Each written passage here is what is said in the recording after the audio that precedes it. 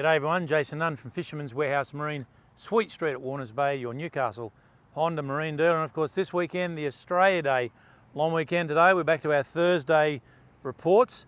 And look, still blowing southerly, and it's still a little bit overcast, but certainly not as hot as what yesterday. The forecast for tomorrow, being Friday, is a southerly after lunch around about 20 knots.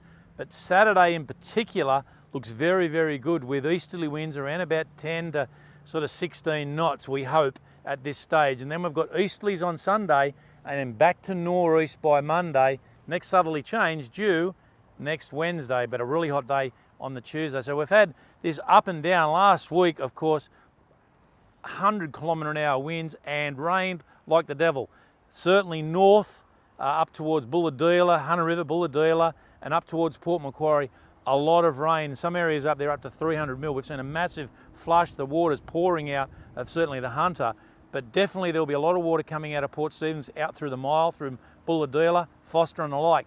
That may start to affect what's been going on coastally with these juvenile black marlin. You're going to have a lot of cut-off points, particularly out of Southwest Roxton, Port Macquarie, and all this, disrupting what's going to go on this inshore. I still believe there's a few little blacks up around Port Stephens in close, but you're going to need to be careful if you get offshore, and particularly if you get out wider, with timber. There's going to be a lot of timber over the next week or so, so you need to take care if you're travelling away this long weekend period. The water still looks quite good offshore. There's not a lot of current between, say, the car park and the Southern Canyons, that's for sure. Above the car park, up probably around about 32.45, 32.50, looks like that current's just starting to gouge in.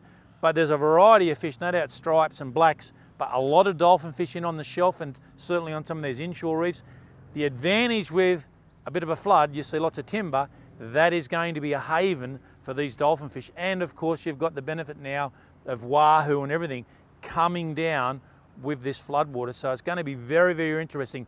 Not a lot of people had the opportunity to get out and fish the inshore. Didn't get any reports on snapper on that offshore situation. There probably wasn't enough time to get out there, but tides this weekend are going to be important.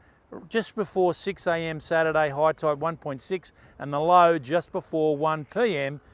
around about 0.6. So not a great tidal exchange, but it still looks good for that early morning. And of course, as it starts, 6, then 7 and 8, we haven't got a bad weekend for the inshore. I still think snapper on those inshore reefs and out to the farm for sure. Definitely trag, and you're going to start to see quite a few flatties start to move on these inshore reefs. Bonito, still scarce. I'm hoping that improves, and there's definitely a few macs around. But pelagic-wise, it's going to be interesting on this inshore fishery, what happens over this long weekend period. The beaches, before it all got blown away, there was a lot of whiting on the beaches, but quite a few flathead now and a few tailor. That is exactly what's happening up on Blacksmith's Breakwater, and you've got that big fresh now coming out of the harbour. It's going to spill around, so there'll definitely be a few mulloway in on that Stockton Beach area. So something to keep your mind on when we get into this weekend. Now, the estuary, there's a lot of bream through the estuary. There's some really big bream in Swansea Channel, but that prawn run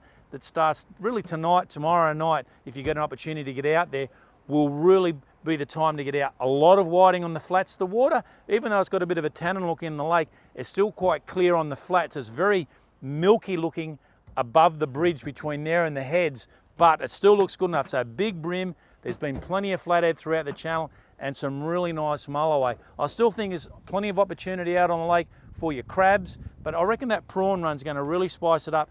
And all of our estuary systems, right the way through Mile, down to the Hawkesbury, we needed this flush to get some prawns into the system. All in all, guys, looks like a great long weekend coming up. Enjoy yourself for Australia Day, and we'll see you next week.